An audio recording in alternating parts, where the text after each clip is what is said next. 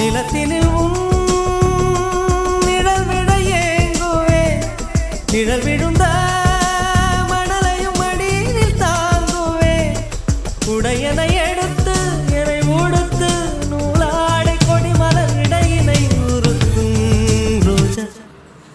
உன் பேர் மெல்ல நான் சொன்னதும் என் வீட்டு ரோஜாக்கள் பூக்கின்றன ஒரு நாள் உனை காணாவிடில் எங்கே உன் அன்பென்று கேட்கின்றன